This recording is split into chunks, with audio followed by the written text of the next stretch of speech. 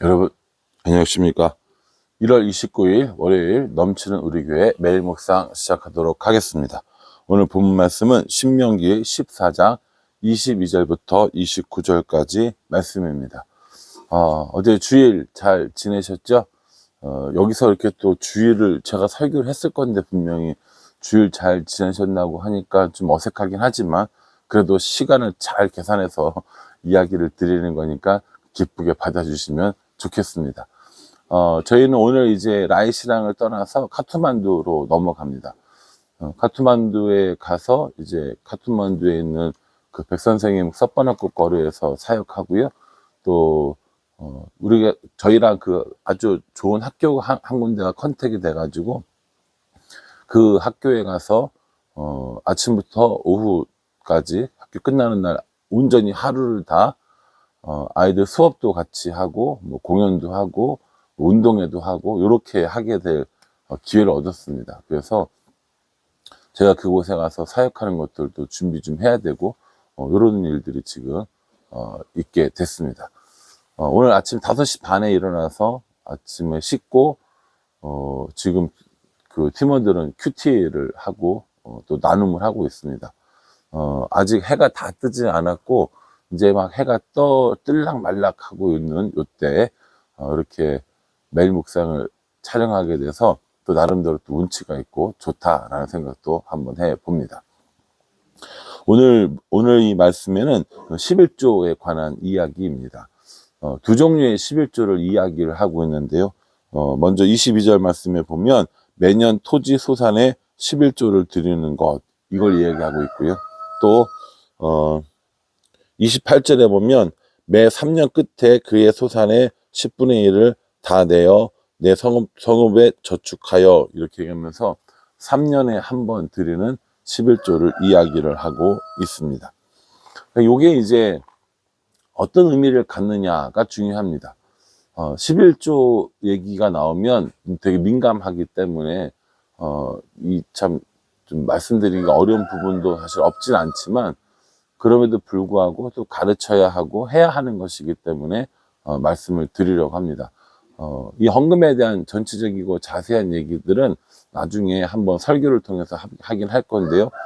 참 그 헌금 설교하는 타이밍 잡기가 쉽지 않아서 지금 못하고 있지만 헌금을 어떻게 드려야 되는지 또 어떤 의미가 있는지 한번 설교 시간을 통해 살펴보고요.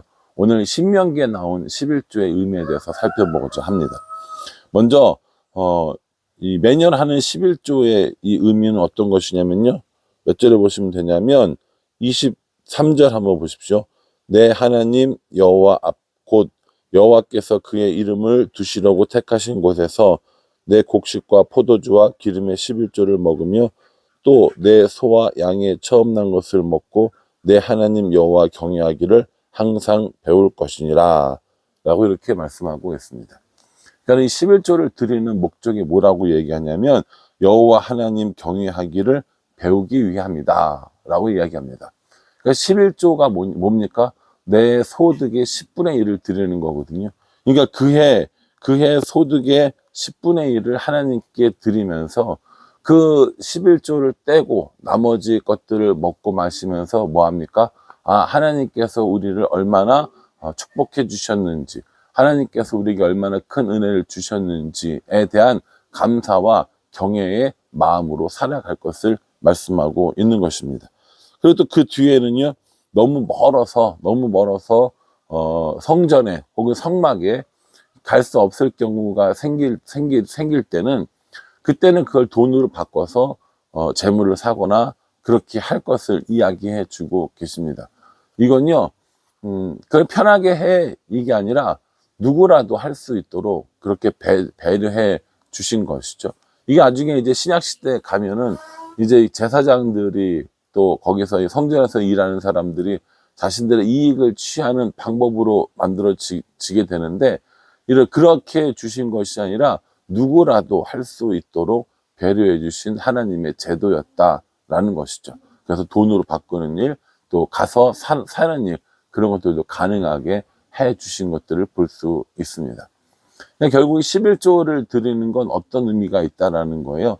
단순히 그냥 뭐 성전에서 사용되어지는 것들을 돕기 위해서 드리는 것이 아니라 하나님께 경외하는 마음, 하나님께 감사하는 마음을 표하는 것, 그렇게 하도록 하나님께서 말씀해 주신 것, 그것이 바로 11조가 된다라는 것입니다. 두 번째는요, 3년 끝에 그 해 소산의 10분의 1을 다 내어, 이렇게 얘기하거든요. 그러니까 3년마다 드리는 11조가 있다라는 겁니다. 이 11조는요, 저축을 하도록 이야기를 합니다. 그래서 11조를 다 모아 두었다가 뭐 하냐면 29절에 너희 중에 분깃이나 기업이 없는 레위인과 내 성중에 거류하는 객과 및 고아와 과부들이 와서 먹고 배부르게 하라. 그리하면 내 하나님 여호와께서 내 손으로 하는 범사에 내게 복을 주시리라. 이렇게 말씀하고 계십니다. 뭐 하라는 거예요? 너희 중에 있는 레위인 그리고 손님, 객, 고아, 과부들에게 구제하라라고 이야기합니다. 그래서 구제하기 위한 3년마다 한 번씩 그 11조를 모아두어라 라고 이렇게 말씀하고 있는 겁니다. 그러니까 이 11조를 통해서 하는 건 뭡니까? 이웃을 돕는 것이죠. 그러 보십시오. 여러분, 매해마다 드리는 11조를 통해서 뭘 한다고 그랬어요? 하나님을 경외하고 하나님을 감사하는 법을 배운다고 했잖아요. 그리고 3년마다 하는 11조를 저축해서 뭐 합니까? 그 11조 모은 것들로 레위인과 객과 고아와 과부를 돕는다고 했습니다. 그러면 결국 이건요, 이웃을 사랑하는 말이거든요. 그러니까 이 11조를 통해서 우리가 배워야 하는 건 뭡니까? 하나님을 사랑하는 것, 그리고 이웃들을 사랑하고 섬기는 것, 그것을 오늘 이 11조를 통해서 우리에게 말씀해 주셨다라고 하는 겁니다. 단순히 헌금을 내라, 헌금을 드려라, 그걸로 교회를 운영하자라고 하는 것이 아니라 11조를 통하여서 하나님께 감사하는 마음을 가지고 또 그 11조를 저축하여서 다른 사람들을 구제하는 일을 하는 것, 이웃을 사랑하는 일을 하는 것, 이것이 11조를 드리는, 또한 헌금을 드리는 이유와 목적이 된다라는 것입니다. 이 헌금에 관한 참 많은 어려움들이 있었죠. 한국 교회에 또 많은 어려움들이 있었고, 우리 주위의 이야기들을 들어보면 참 힘들고 어려운 이야기들이 많이 있습니다. 그래서 교회를 어렵게 하는 여러 가지 문제 중에 하나가 이 헌금 문제인데요.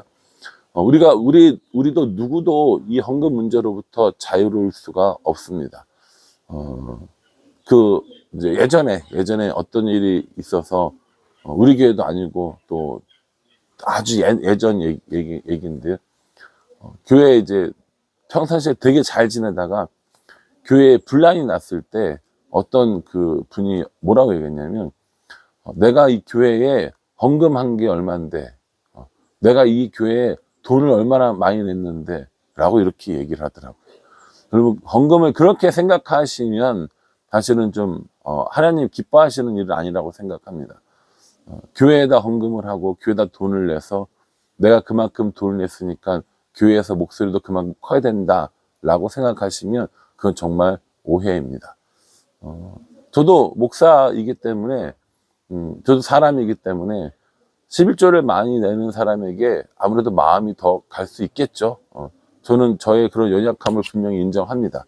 그렇기 때문에 성도들이 얼마 헌금을 하는지를 보지 않겠다라고 이야기한 거고, 1년이 지나도록 그것을 잘 유지하고 있는데 정말 좋습니다. 정말 편합니다. 사람들이 11조 금액이 얼마인지는 잘 모릅니다. 서리집사 임명의 기준이 되기 때문에, 혹은 임직자 선출의 기준이 되기 때문에 횟수를 파악하고 조사하기는 하지만 금액은 얼마인지 모릅니다. 그렇기 때문에 오히려 성도들을 대하는데 더 편하고 자유롭다라는 생각도 한번 해봅니다. 사랑하는 성도 여러분, 11조는 하나님을 경외하는 마음으로 드리는 거고 이웃을 사랑하는 마음으로 드리는 거라고 합니다. 그러니 우리가 하나님 앞에 경외하는 마음, 또 이웃을 사랑하는 마음을 갖는 것이 마땅하다라고 생각합니다. 또 뿐만 아니라요, 저 네팔에 와 있잖아요. 네팔에 와서 여러 가지 생각을 하면서 오늘 이 말씀 묵상해 보니까 어떤 생각이 드냐면, 이게 꼭 비단 돈의 문제가 아니라는 겁니다. 내 삶의 11조와 같은 그 시간들을 떼어서, 혹은 11조와 같은 그 재능들을 떼어서 하나님께 드리고 이웃을 위해서 섬길 수 있다면, 그것은 또 다른 의미의 내 삶의 11조가 되지 않을까 생각을 합니다. 모든 시간을 주신 분도 하나님이시기 때문에 그 시간의 11조도 하나님께 드리고, 또 내가 가지고 있는 재능, 이런 것들도 하나님이 주신 거기 때문에 나를 위해서 분명히 사용해야 하지만, 그 중에 일부는 11조처럼 떼어서 다른 사람을 위해서 사용하는 것, 그것이 하나님이 기뻐하시는 이 11조의 마음이 아닐까라는 생각을 해 봅니다.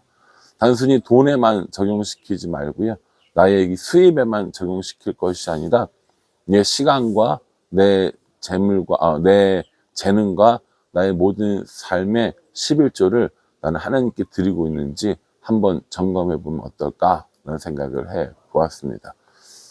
단기팀 참 열심히 했습니다.